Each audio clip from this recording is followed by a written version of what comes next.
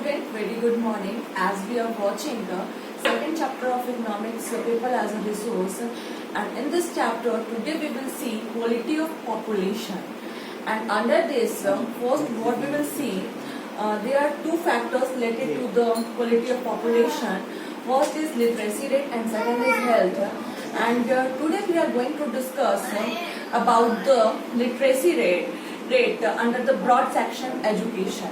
Okay, and in the previous video what we have discussed about the various economic activity by men and women. हमने men and women द्वारा किए जाने वाले various economic activity को देखा था. और now we will proceed our section what we are going to start. The quality of population depend upon the literacy rate, health of a person. यानी कि जो टू मेन फैक्टर्स है एक populations में क्वालिटी को इन्हांस करने के लिए, जनरेट करने के लिए, वो है लिटरेसी रेट और हेल्थ. और आज जो हम देखेंगे, हमने पहले बताया कि हम एजुकेशन देखने वाले हैं, तो यहाँ पर इस बात को अपने दिमाग में रखने की जरूरत है कि ये जो लिटरेसी रेट है और ये जो हेल्थ है, ये जो सारी क्वालिटीज ये पॉपुलेशन में अल्टीमेटली डिसाइड करती है. अगर हम उसमें इसके एजुकेशन पे खर्च कर रहे हैं, उसके हेल्थ पे इन्वेस्ट कर रहे हैं, तो वही अल्टीमेट इन्वेस्टमेंट जो है वो डिसाइड करता है growth rate of the country. वो हमारे देश के ग्रोथ रेट को डिसाइड करता है. And importance of education in improving the quality of population. और इसलिए पॉपुलेशन में उसकी जो भी क्वालिटी है, पॉपुलेशन में जो भी उसकी क्वालिटी है, चाहे वो in the field of education, in the field of health, in the field of skill development और the imparting skill whatever necessary for them, तो उस बेसिस पे हम क्वालिटी को जनरेट कर सकते हैं लोगों के अंदर. अब अगर हम इसे स्टोरी ऑफ साकार के बेसिस पे या रेफरेंस में समझने की कोशिश करें, तो हमने देखा कि साकार जो कि एक मध्यम फैमिली से बिलोंग करता है, मिडिल क्लास फैमिली से बिलोंग करता है, और उसके माता पिता की बहुत ज्यादा कैपेसिटी नहीं होती, बहुत ज्यादा अर्निंग नहीं होती है, लेकिन फिर भी वो अपने प्रयास से, अपनी कोशिशों से और अपने इन्वेस्टमेंट के माध्यम से अपने बच्चे को एक ट्रैक पकड़ा देते हैं, एक लाइन दे देते हैं जिससे कि उसका भविष्य संवर जाए. और उसने अपने भविष्य को सवार, मतलब उस साकार के भविष्य को संवारते हुए उन्होंने केवल साकार को ही कामयाब बनाने में अपना प्रयास नहीं दिया, बल्कि देश के इकोनॉमी को भी डेवलप करने में अपना योगदान दिया. ठीक है. और पीपल को मैंने पहले भी फर्स्ट क्लास में बताया था कि ये हम पर डिपेंड करता है कि हम पॉपुलेशन को किस तरीके से ले रहे हैं. हम उसे एसेट बनाने की कोशिश कर रहे हैं या हम उसको लायबिलिटी बना रहे हैं. तो यहाँ पर हमने देखा था स्टोरी ऑफ साकार और विलास. तो हमने देखा कि साकार के माता पिता ने साकार को एसेट के रूप में तैयार किया, जो कि अपनी फैमिली में कंट्रीब्यूशन दे रहा है, अपनी सोसाइटी में कंट्रीब्यूट कर रहा है, अपने देश, अपनी कंट्री में कंट्रीब्यूट कर रहा है, अपने कंट्री के इकोनॉमी में कंट्रीब्यूट कर रहा है. लेकिन दूसरी तरफ अगर हम विशाल की स्टोरी को देखते हैं, विलास की स्टोरी को, तो विलास की स्टोरी में हम क्या देखते हैं कि विलास केवल लायबिलिटी बन के रह जाता है एंड उसका कोई भी एक कंट्रीब्यूशन नहीं हो पाता है देश की इकोनॉमी में, देश की सोसाइटी में, हम कह सकते हैं. अब यहाँ पर नेक्स्ट अगर हम देखते हैं कि क्या इम्पोर्टेंट या किस एजुकेशन प्रोवाइड कराने के लिए पॉपुलेशंस को हमें किन चीजों पर एम्फेसाइज करने की जरूरत है, या सरकार ने किन सारी चीजों पर एम्फेसाइज किया है लोगों को एज ए एसेट तैयार करने के लिए. तो first we will see the providing universal access, यानी कि एजुकेशन जो है हर लोगों तक पहुंच हो सके एजुकेशन की.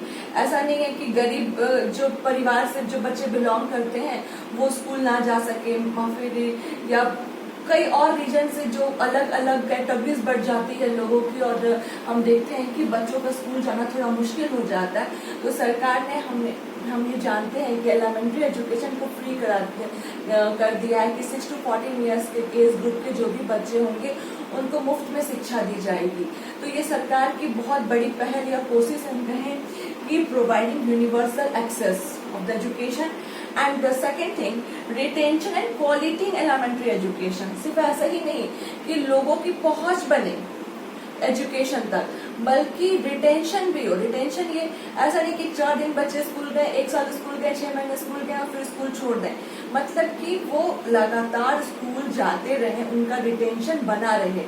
यानी कि हम इसको अगर हिंदी में समझें तो उसकी धारण शक्ति या धारणता भी कैन से दैट कि वो स्टेबल तरीके से स्कूल जाते रहे, उसकी स्टेबिलिटी बनी रहे स्कूल में। And quality in elementary education, और क्वालिटी ऑफ एलिमेंट्री एजुकेशन का मतलब ये नहीं है कि सिर्फ बच्चों को डिग्री देकर स्कूल से पास आउट कर दिया जाए या रिजल्ट देके कि हाँ ये बच्चा पास हो गया, प्रमोट हो गया, चलो नेक्स्ट क्लास में चला गया। क्वालिटी होनी चाहिए एजुकेशन में। अगर आप देखोगे, अगर हम क्वालिटी की बात करें तो आज भी quality of education are very poor, बहुत ही पुअर है। अगर हम 8 क्लास के बच्चे को क्लास 2 या 3 क्लास का मैथ्स दे देते हैं या कुछ और मैथ की बात करें, सम अगर हम दे बनाने के लिए तो वो नहीं बना पाते हैं। तो इससे ही हम जान सकते हैं या जान पाते हैं कि हमारे देश के एजुकेशन सिस्टम कितनी वीक है, और जो हम बच्चों को एक क्वालिटी प्रोवाइड करा रहे हैं दीज आर वेरी पुअर, वो बहुत ही पुअर है। तो हमें बच्चों तक एक क्वालिटी ऑफ एजुकेशन प्रोवाइड कराने की जरूरत है। सरकार की भी यही पहल रह रही है या हो रही है। इसलिए आप देखोगे कि वेरियस टीचर्स को अलग अलग माध्यम से ट्रेनिंग दी जाती है। चाहे अगर आप देखो DLED है, BLED है, तो ये सब क्या है कि अगर टीचर्स एनहांस करेगी, उसकी क्वालिटी एनहांस होगी, तो बच्चों के अंदर भी वो क्वालिटी को वो एनहांस कर पाएंगे, डेवलप कर पाएंगे। And now with a special emphasize on girls. अब यहाँ पर एक कहावत है या आप बोलो कि एक कोटेशन है जिसको कि हम सब जानते हैं, मैंने कई बार क्लासेस मतलब ऐसे भी डिस्कस किया है। If we educate a man, we educate a single person.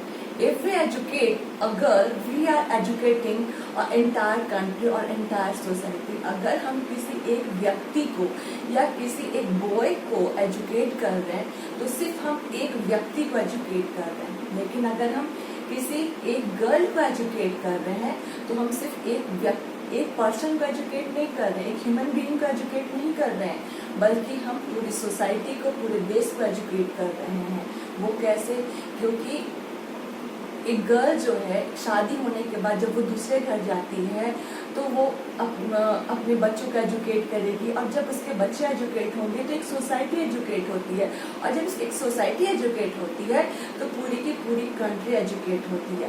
तो यहाँ पर हमारे देश के गवर्नमेंट का भी यही प्रयास रहा है कि हम अधिक से अधिक तरीके से गर्ल्स के एजुकेशन पर विशेष रूप से ध्यान दें और एजुकेशन को गर्ल्स को एक बेहतर एजुकेशन प्रोवाइड की जा सके। And now the second point is establishment of schools like Navodaya Vidyalaya इन इस डिस्ट्रिक्ट। अब हम देखते हैं कि ये भी प्रयास रहा है सरकार का हर डिस्ट्रिक्ट लेवल पर कि कुछ मॉडल स्कूल को स्टैब्लिश किया जाए, लाइक कि नवोदय विद्यालय। नवोदय विद्यालय जैसे कुछ स्कूलों को प्रत्येक डिस्ट्रिक्ट में स्टैब्लिश किया जा रहा है ताकि बच्चों को एक बेहतर एजुकेशन प्रोवाइड की जा सके। And now the third is vocational streams have been developed to equip large number of high school students with the occupation related to knowledge and skill। अब हम देखते हैं कि ये भी एक बहुत ही इम्पोर्टेंट प्रयास है, एक बहुत बेहतर कोशिश है सरकार द्वारा की जा रही है कि हाई स्कूल लेवल पर बच्चों को कुछ वोकेशनल तरीके की ट्रेनिंग दी जा रही है। जैसे कि अगर हम देखें इलेक्ट्रिकल अप्लायंसेस को यूज करने की बात करें, अगर हम टेक्निकल्स कुछ थिंगों जैसे कि प्लांटिंग की बात करें, तो ये कुछ ऐसे वोकेशनल कोर्स होते हैं ताकि बच्चों के स्किल को डेवलप किया जा सके और ये आपके बुक के नॉलेज से अलग हो, अपार्ट हो, और इससे बच्चों के अंदर एक हुनर तो डेवलप होगा ही होगा, साथ ही साथ उनके आने वाले भविष्य में उनके रोजगार के लिए भी एक सुअवसर उनको मिलेगा कि अगर कोई जॉब क्रिएट नहीं हो पाता तो कम से कम अपने हुनर, अपने इस वोकेशंस के थ्रू वो कुछ अपने लाइफ को बेटर तरीके से सरवाइव कर पाए। ठीक है, and now we will see the next point, increase in expenditures from, अगर हम देखते हैं यहाँ पर नेक्स्ट स्टेप जो सरकार द्वारा जो किया गया है या उठाया जा रहा प्रयास है इसमें कि increase in expenditures from ₹151 crore in the first plan to ₹43,325 crore in the 10th plan. अगर हम देखते हैं कि first 5 year plan, all are very what familiar with the term fifth 5 year plan से आप सभी को बहुत बेहतर तरीके से फैमिलियर हो, परिचित हो। और जैसे कि हमने पहले भी पढ़ा है हिस्ट्री में और ज्योग्राफी में भी हमने कई बार इस टर्म्स को यूज किया है। अगर आपको इससे रिलेटेड कुछ प्रॉब्लम हो तो फिर हम डिस्कस करेंगे नेक्स्ट वीडियो में, बट हियर आप इस चीज को समझो कि अपने फर्स्ट 5 year प्लान में सरकार ने 150 करोड़ रुपीस का एक्सपेंडिचर्स डिसाइड किया था, खर्च किया था, एक्सपेंड किया था एजुकेशन पे।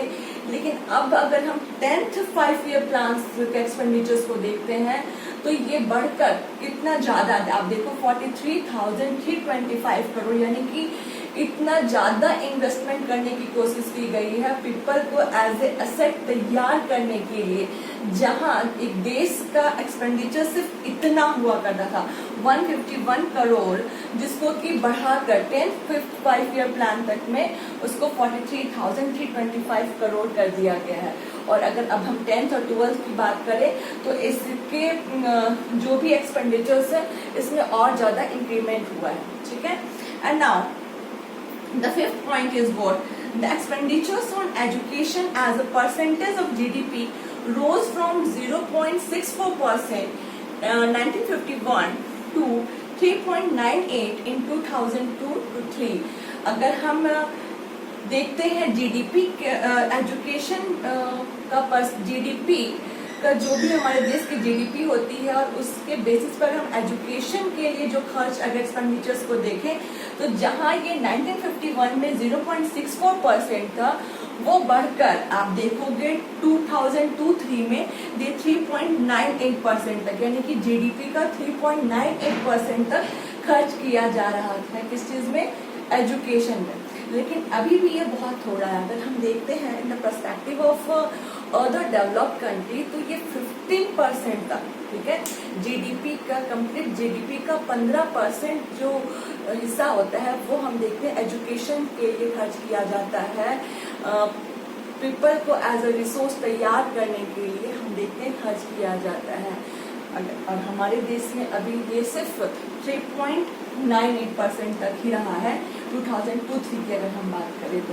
अभी हमें इसे और ज्यादा एनहांस करने की जरूरत है ताकि हम और बेहतर तरीके से लोगों को एजुकेट करके बेहतर तरीके से उसे हेल्थ फैसिलिटी प्रोवाइड करा के एक एसेट के रूप में तैयार कर सकें।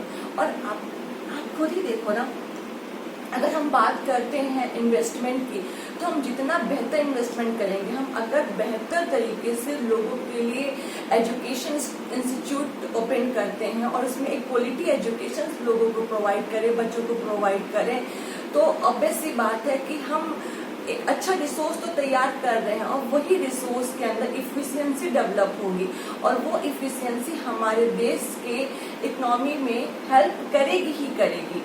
ऐसा नहीं है, अगर हमारे देश के लोगों पर हम उसकी बेहतर एजुकेशन पे खर्च नहीं करते हैं, अगर हम उसके हेल्थ केयर पे खर्च नहीं करते हैं तो वो घिसी पिटी से इकोनॉमी जो घसीटती चली जाएगी, उसको जबरन खींचना पड़ेगा।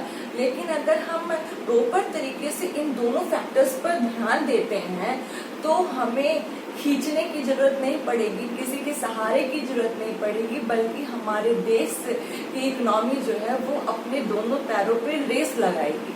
सो here we need to what, we need to invest more and more, ठीक है, इन द पीपल और in education of the people and now we will see the outcomes of जो भी स्टेप्स यहाँ पर सरकार द्वारा उठाए गए हैं, गवर्नमेंट द्वारा जो किए गए प्रयास है, इसका क्या आउटकम हुआ है, इन सारी चीजों को हम देखेंगे। And what are their challenges, और यहाँ पर उसके सामने क्या चुनौतियां हैं, इन सारी चीजों को हम डिस्कस करेंगे। ओके